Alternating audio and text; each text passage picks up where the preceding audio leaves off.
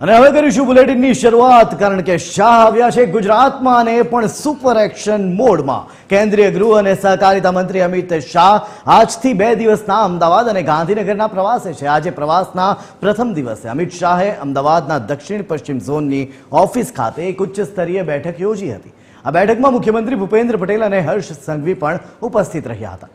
આ બેઠક દરમિયાન ગાંધીનગર લોકસભા વિસ્તારમાં ચાલતા વિકાસના કાર્યો અને મિશન 5 મિલિયન ટ્રી અંતર્ગત વૃક્ષારોપણ અંગે વિસ્તૃત સમીક્ષા કરવામાં આવી હતી।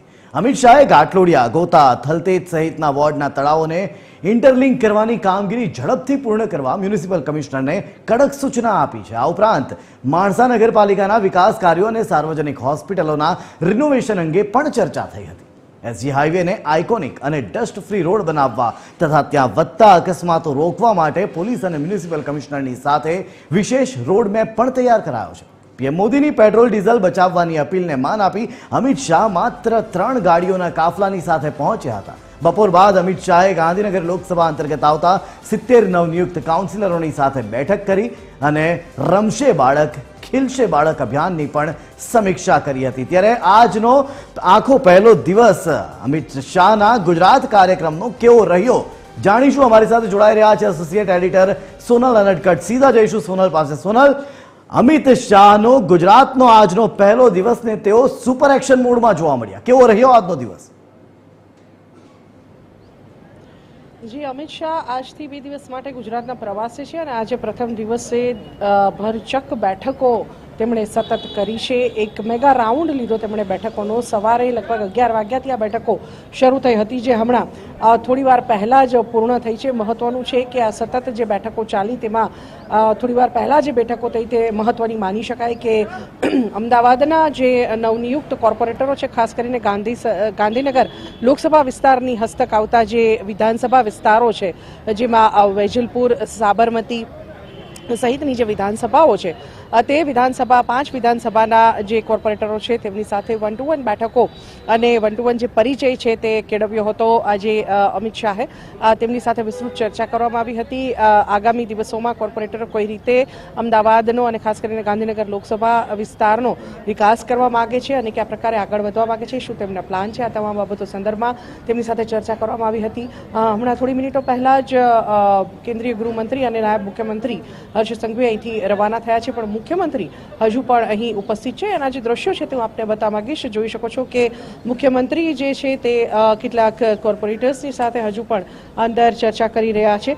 તેઓ રવાના થયા જ્યારે કેન્દ્રીય મંત્રી, ત્યારે તેમને વડાવ્યા બાદ વધુ એક વખત તેઓ અંદર બેઠક માટે પહોંચ્યા છે। મહત્વનું છે કે આજના દિવસ દરમિયાન જે મેરેથોન બેઠકોનો દોર ચાલ્યો હતો સવારથી, તેમાં અલગ અલગ વિષયો પર અલગ અલગ બેઠકો કરવામાં આવી હતી। સૌથી મહત્વનું છે કે પીએમની પેટ્રોલ બચાવોની જે અપીલ હતી તેના પગલે અમિત શાહ જે છે તે માત્ર 3 કારના કાફલા સાથે અહીંયા પહોંચ્યા હતા। એ જ પ્રકારે હર્ષ સંઘવીએ પણ તેમના કાફલામાં ઘટાડો કર્યો હતો અને તેઓ પણ માત્ર 2 કારના કાફલા સાથે અહીંયા પાયલોટિંગ કાર સાથે અને પોતાની કાર સાથે એ પ્રકારે 2 જ કાર સાથે અહીંયા પહોંચ્યા હતા। આ ઉપરાંત જ્યારે બેઠકોનો પ્રારંભ થયો ત્યારની જો વાત કરીએ તો સૌપ્રથમ વૃક્ષારોપણ અને તળાવ કામગીરીની સંદર્ભમાં આ બેઠક મળી હતી, જેમાં રેલવેના ડીઆરએમ પણ ઉપસ્થિત રહ્યા હતા, ડિવિઝનલ રેલવે મેનેજર પણ ઉપસ્થિત રહ્યા હતા અને જે હરિયાળું ગાંધીનગર લોકસભા વિસ્તાર છે તેને હરિયાળો બનાવવાના સંદર્ભમાં, વૃક્ષારોપણના સંદર્ભમાં આ બેઠકમાં ચર્ચા કરવામાં આવી હતી। આ ઉપરાંત જે તળાવો છે તેને ઇન્ટરલિંકિંગ કરવા, તેને ઊંડા કરવા અને તેના કારણે ભૂગર્ભ જળનું જે સ્તર છે તે વધારવા સંદર્ભમાં પણ આ બેઠકોમાં ચર્ચા કરવામાં આવી હતી। બીજી બેઠક જે થઈ તેમાં નેશનલ હાઈવે, સ્ટેટ હાઈવે અને અમદાવાદ પોલીસના અધિકારીઓ પણ હાજર રહ્યા હતા। મહત્વનું છે કે એસજી હાઈવેના આધુનિકીકરણના સંદર્ભમાં અને હાઈવે પરની ડિઝાઇન, તેના પર થતા અકસ્માતો, આ તમામ બાબતોમાં અને ખાસ કરીને કર્ણાવતી જંકશનથી ઉજાલા સર્કલ સુધીનો જે બ્રિજ બની રહ્યો છે તેના પ્રગતિ કાર્યનું જે જાયજો છે તે ખાસ લીધો હતો। આ પ્રકારે સવારથી જ જે મેરેથોન બેઠકોનો દોર ચાલ્યો હતો જઈ અને અનેક બેઠકો આ પ્રકારે કરી અને છેલ્લે તેમણે કોર્પોરેટરોની સાથે પણ બેઠક કરી છે અમિત શાહે અને થોડી મિનિટો પહેલા જ તેઓ અહીંથી રવાના થયા છે। બિલકુલ સોનલ, તમામ માહિતીઓ આપવા બદલ આપનો આભાર। તો અમારા એસોસિએટ એડિટર સોનલે જે રીતે જણાવ્યું કે આજે વહેલી સવારથી તેઓનો મહત્તમ સમય બેઠકોમાં રહ્યો છે, હાઈ લેવલ બેઠકોમાં કેન્દ્રીય ગૃહપ્રધાન અમિત શાહનો રહ્યો છે, ત્યારે આજનો તેઓનો દિવસ કેવો રહ્યો, કેટલા વાગ્યે કયા કાર્યક્રમમાં તેઓ હતા, એના ઉપર આપણે નજર કરીશું. ગ્રાફિક્સના માધ્યમથી એ સમજવાનો પ્રયત્ન કરીશું આપણે કે આજના દિવસે અમિત શાહનો આ બેઠકોનો દોર કયા પ્રકારનો રહ્યો. જો વાત કરીએ સવારે 10:15 ગ્રીન લોકસભા વૃક્ષારોપણના કાર્યોની તેમણે સમીક્ષા બેઠક કરી હતી. જો ત્યારબાદની વાત કરીએ અમિત શાહની 10:30 વાગ્યા બાદની જો વાત કરવામાં આવે તો ત્યારબાદ તેઓ એસજી હાઈવેના આધુનિકીકરણના કાર્યોની પ્રગતિ અંગે સમીક્ષા બેઠકમાં જોડાયા હતા. જી હા, એટલે કે એસજી હાઈવેના આધુનિકીકરણના કાર્યોની પ્રગતિ ક્યાં સુધી પહોંચી છે એની સમીક્ષા કરવામાં આવી હતી અને ત્યારબાદ તળાવોના જીર્ણોદ્ધાર અને ઇન્ટરલિંકમાં થયેલી પ્રગતિની પણ સમીક્ષા બેઠકો કરી. કારણ કે ઘણા એવા તળાવો હતા કે જેના જીર્ણોદ્ધાર થયા છે, હવે તેઓને ઇન્ટરલિંક કરવામાં આવનાર છે. જ્યારે જીયુડીસી ગાંધીનગર લોકસભા તેમજ માણસા નગરપાલિકા સંબંધિત વિકાસ કાર્યોની સમીક્ષા બેઠક બરાબર 12:15 તેમણે કરી હતી, જેમાં ગાંધીનગર લોકસભા સાથે જ માણસા નગરપાલિકા સંબંધિત ચર્ચાઓ કરવામાં આવી હતી. 1:15 તેમણે સાર્વજનિક હોસ્પિટલોની કામગીરીમાં થયેલી પ્રગતિ, કામ ક્યાં સુધી પહોંચ્યું, કેટલું થયું, કેટલું બાકી, એ અંગેની સમીક્ષા બેઠક 1:15 કરી હતી. તો 1:45 જો વાત કરીએ, 1:45 તેમણે અખંડાનંદ અને સસ્તું સાહિત્ય મુદ્રણાલય ટ્રસ્ટની કામગીરીની સમીક્ષા બેઠક કરી હતી. ટ્રસ્ટનું કામ કઈ રીતે થઈ રહ્યું છે, ક્યાં સુધી પહોંચ્યું છે, એ અંગેની તેમણે સમીક્ષા બેઠક કરી હતી.